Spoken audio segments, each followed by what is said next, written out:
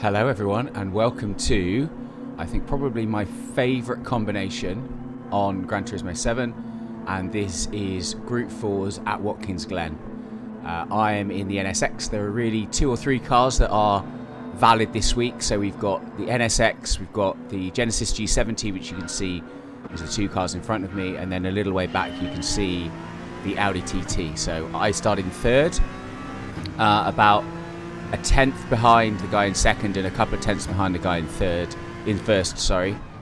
So we make a decent start. I'm always a little bit nervous going into the first corner. As you can see, I cut a little bit more than I'd like, which has really allowed Tony Roma, who's in 4th place there, to catch right up in the other NSX. This is an interesting one here because I think he's expecting me to cut really close to defend, but I didn't, which meant we had a little bit of contact, which he didn't seem to be too happy about with me. He had a little flash of the lights, but as you can see, he really starts to make some progress in terms of catching me up. I have spent quite a lot of time working on my speed in the first sector here. This is really where you can start to make good time. As you can see, I did the bus stop pretty well, and I caught right up with the 2nd place guy, who is well in the slipstream of the Bulgarian in 1st. And so here we are. I'm probably a little bit too close at this point. I'm trying really hard in my racing not to be so aggressive. I think previously I would have had a go there, but I didn't. I backed out, and that really allowed Tony to make some progress and get ahead. So we're driving along. He gets a little bit too close, which throws me off. I missed my braking point, which is a little bit of a disaster. He keeps going, and apologies to the Spaniard there. I couldn't really go anywhere. I didn't know whether I should slow down for that, but I didn't really think that was my fault. There wasn't anywhere else to go, and I was on the track, so it wasn't like I was coming back on.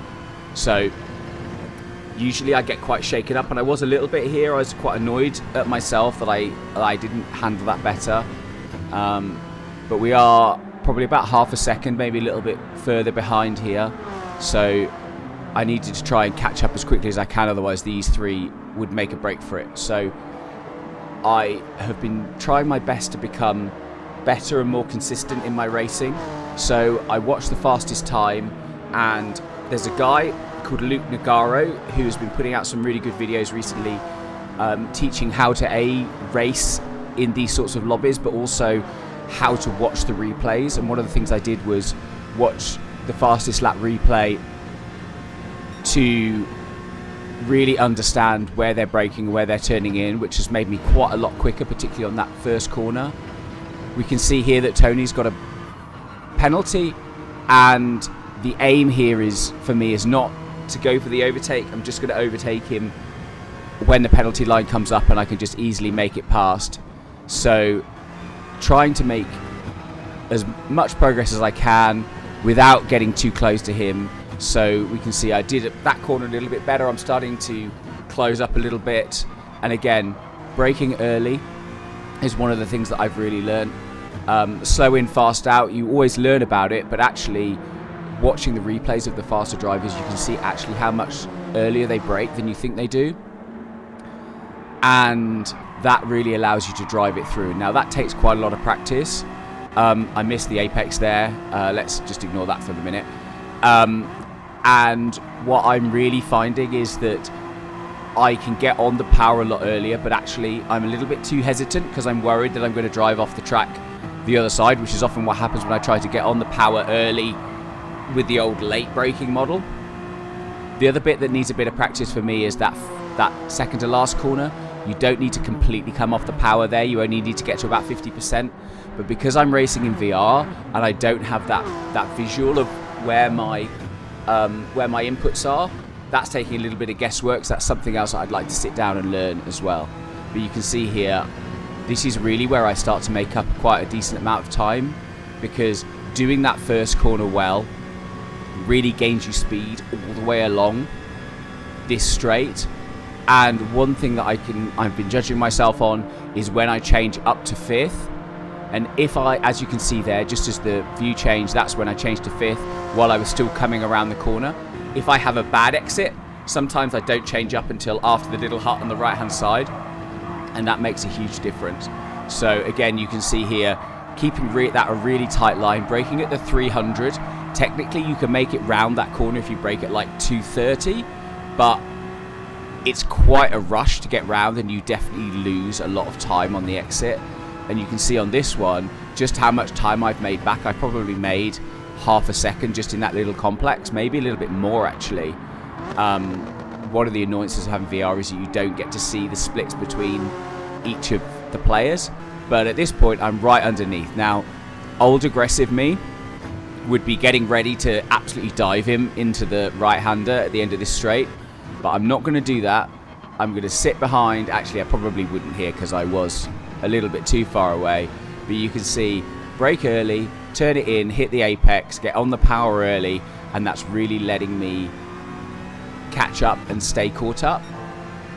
Now, so far, I started in third, went down to fourth, back up to third again without having to make an overtake. Took advantage of the penalty, so you can see first has gone wide there, so they're going to have a penalty. So I can just sit behind second, and you can see first didn't have a great exit of that corner, so the second has immediately gone in for an overtake. So I'm going to quite happily sit behind and see what happens here. So you can see here, the Belgian got overtaken. He dealt with that very well, didn't try and dive. I have driven with these two people before, and while they are pretty aggressive, as you can see, they're always going to take an opportunity if it exists. They're not dirty, and I've had some really, really good races with them over the course of the week. So we're going to follow them, and as you can see here, I have actually got a run on both of them. There's a little bit of contact, there's a little bit of bump drafting, and I could have dived them quite easily, or certainly at least Didi, I could have dived him there, but I didn't. I backed out, stay behind. You can see there that Daljanora, he made a bit of a mistake coming out of the bus stop, and he went wide, so I've got the second spot. I think that mistake probably came from the fact that Didi did bump draft him, so he's probably going into that corner a little bit more quickly than he would have been used to. And now here we've got a penalty in front, and so all I have to do here is sit behind. I'm staying behind him to get the bump draft, and he very kindly pulled over to the right to give us some space. Now I'm hoping that when he unghosts and gets back up to race pace, he's still going to be ahead. I was actually hoping that the other guy would be a little bit closer so they would fight and give me a little bit of chance to get away, which is not going to happen. The driving styles of the two cars, I haven't driven the G70. I do love the NSX, so I've kept on that all week. Certainly the NSX seems to be much quicker around the corners, but the G70 has a better top end, and the acceleration out of the corners when they get it right is, as you can imagine, it being a four-wheel drive is much, much better. So now I'm in the lead. The lead is really where you want to be, obviously, because it's better to be there than it is to be in second. But I do find it a little bit intimidating. I find it easier to follow people. That sets the pace quite a lot better for me. And also I have a tendency to drive in my mirrors. I get worried that I think it's probably PTSD from coming through D and C, that I'm just going to get dived from Venus, so I tend to really keep an eye out. But I did make the decision that I wasn't really going to fight any of these. If people wanted to come through, they could. I find that people overtake you basically for two reasons. One is they're faster, at which point you may as well just let them overtake you and let them go. Or the other is they're going to dive you, and if they're going to dive you, they're going to do it anyway. And chances are they are going to screw up at some point in the future, and you're just going to be able to overtake them again. So by all means, don't give them the space or give them the spot, but I think there is a benefit to not overly defending. And as you can see here, I'm driving in my mirrors, worried about that guy, screwed up that corner, and that's given me a penalty, which I was really upset about.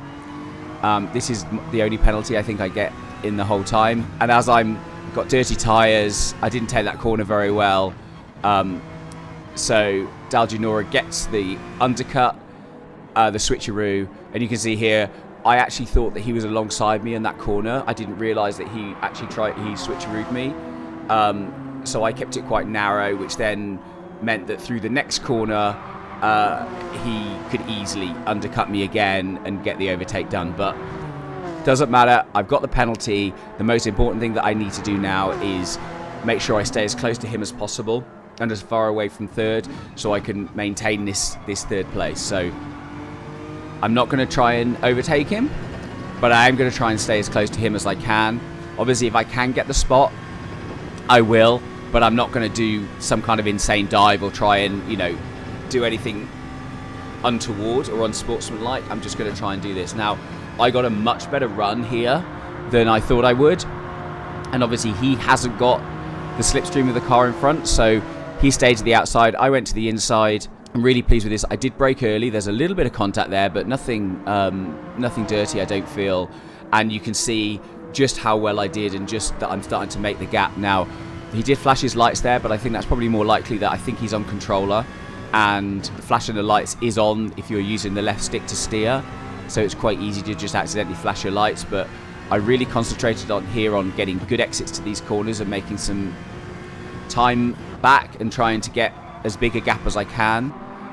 This one I didn't do very well. You can see he closed up really nicely here.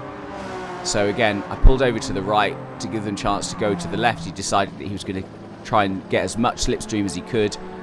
I also had Dalginora on the left-hand side as well. He made it past me. I decided I'm not going to fight that.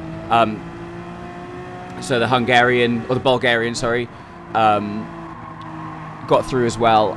Not going to fight, not going to get upset by that. First to third does hurt a little bit, but that has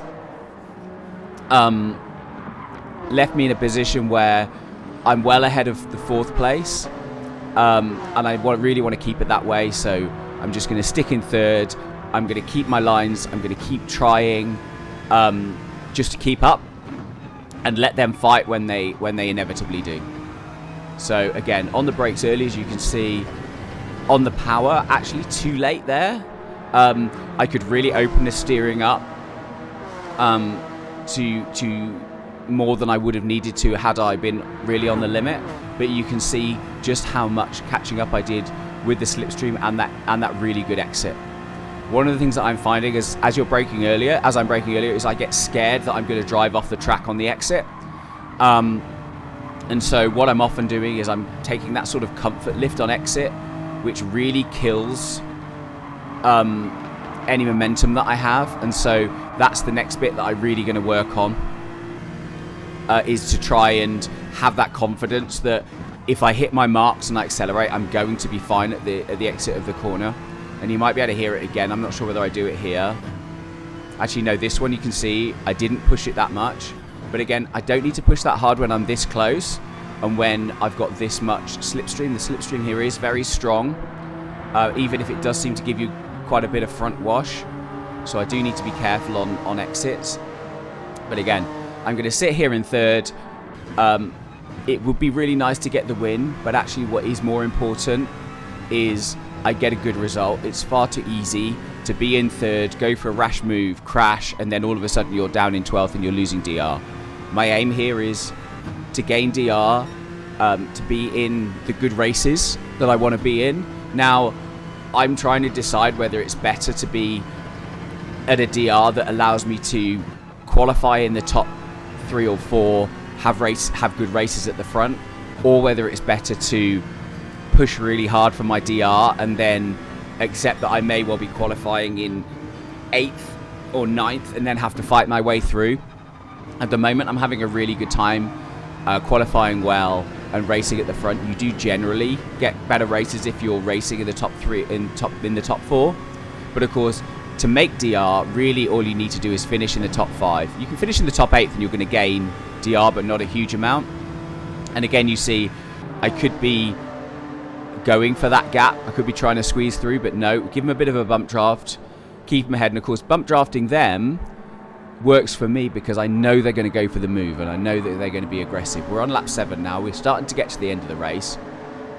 This is where it's important to start. In fact, I think this may well be lap 8. Hopefully we'll go back onto the third person view and it will tell us what lap we're on. But this is where it's starting to get important. Don't don't push too much. So yeah, we're on lap 8 at the moment. Didi has got a half-second penalty. So this is where I can start to make some progress. And I know, again, I don't have to try and overtake him into this right-hander. Just stay as close as possible and then take advantage of the penalty when it happens. And really, the people who do best seem to be the people who get the fewer penalties. So again, now the only bit that I was worried about was I too far away from Dal Junora?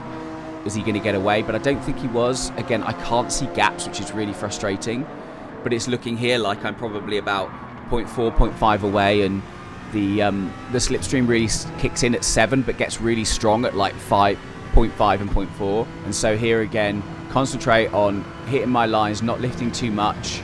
That's probably the best corner I've done there. And here I'm braking way earlier for that corner, which again gives you a really good run onto the start-finish straight. This is really where I found it difficult to keep up with the G70s, was coming out of that corner and down this straight. I did find it much easier coming through this corner and then coming up.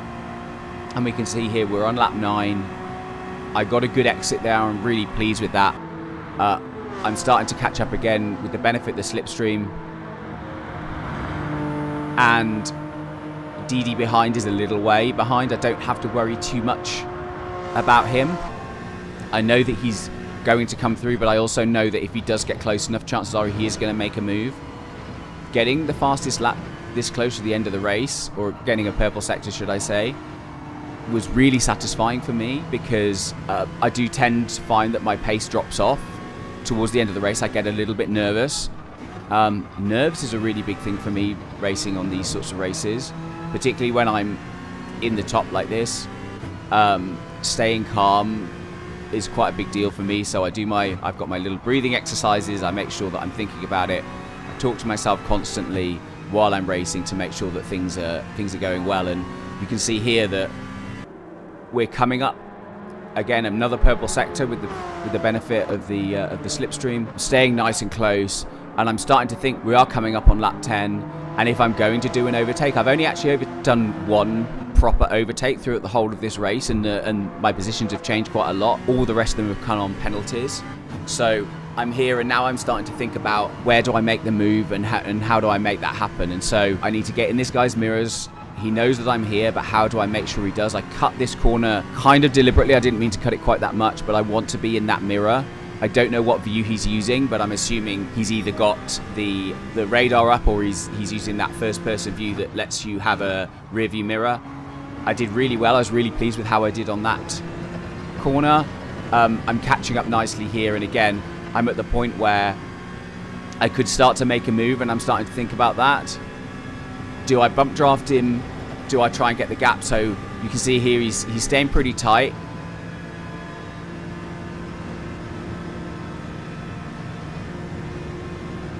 I'm going to go wide. I'm going to brake early. As you can see here, I brake at the 3, I drift in, and the pressure there, you can't see it very easily from that view, but he did cut the corner, which has given him a 1-second penalty. So now all I have to do is stay close, and first place is mine, or first position is mine, I should say. The other thing to worry about here is Didi is getting really close behind, and this is one of the risks of not really being really aggressive and going for these moves, particularly at this level. You do wind up with people coming up behind and they will make the move. Didi went wide there, which means I know he's got dirty tyres, and you can see there that definitely made an impact. And the Bulgarian went wide again, so I think he's going to get another penalty. So here I am. I've made it back into first place again. Didi is there behind me, so I'm pushing on that. I don't have to worry too much about Dal Junora, but even though he is only a small distance behind Didi, but because he's got that 1-second penalty, I don't think he's going to do anything rash. So now I got a really good exit. I did those corners really, really well, and it was just a case of staying calm, taking that final corner cleanly, and driving through. I have screwed up final corners far too many times when I've been in a good position. And so just being able to do that, I was pretty pleased with. So all in all, I was really pleased with the way I did that race. It was really, really fun. The other guys I was racing against were super competitive and really quick. the same speed as me, probably a little bit quicker, I think. This is a really good testament to keeping calm, doing my thing, not going for any rash moves, letting them fight, and then sitting and taking advantage of the mistakes as they happen. So really pleased with that result. I think I'll probably do another video or two of the Watkins Glen because I have had some good races. So I just want to say thank you very much for watching the video. Please like and subscribe. And if you have any comments or any suggestions, they will be very gratefully received. Thanks very much.